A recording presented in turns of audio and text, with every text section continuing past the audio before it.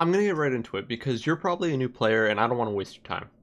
Upon launching the game, you're immediately met with a decision. You have to choose your first class between Shock and Ghost. I recommend picking Shock because of two reasons. First off, Shock is a better class than Ghost, straight up. Secondly, Shock starts off with its best modifier, while Ghost starts off with a very poor modifier. We'll get into modifiers a bit later.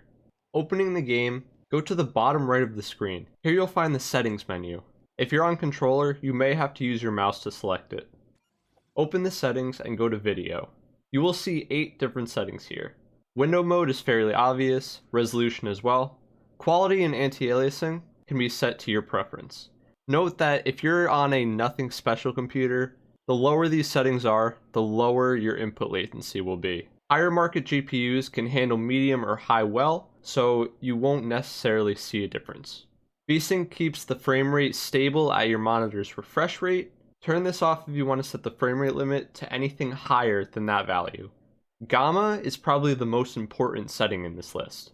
A lower gamma will help improve your visibility in game, while a higher gamma will make you blind faster.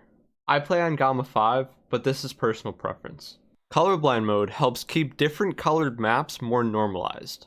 Turning this on will change many map colors to blue and orange.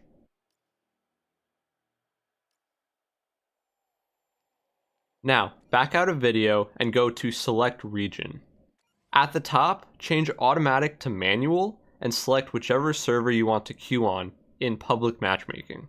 We're about to enter our first game, but before we do that, go to mode selection. Click on quick match settings. You could set this to your preference, but I usually play on all modes selected. Most people play 3v3, and that's what the game was designed for. So if you want a normal standard match of 3v3, just queue 3v3. You can queue to only one of the modes by selecting one in quick match settings or by choosing it in the list. Before you start your first game, I recommend doing the tutorial. It can be daunting loading up to a laser map only to find yourself lost and confused. The tutorial teaches you things like getting laser nodes, power-ups, and wall wrapping. I'm not going over every laser map in the game because there are 28 of them, and learning them all will only come with time and practice. Alright, you're ready to load up your first game. You have 30 seconds to choose a class and modifier. If you're free to play, which I assume you are, you will start with only one, Shock Extend. You listened to me, right? The point system is broken up in this format. First to 3 points wins a round. First to 2 round wins wins the game. Assuming you will lose the first round, you can select a different class and modifier. If you somehow win, you will be locked to your chosen class for the following round. This gives the opponents a chance to counterpick. At the end of the game, you will gain XP and get something called laser coins. You must accumulate a total of 45,000 laser coins to unlock all the classes. It takes about 20 hours or so to do this.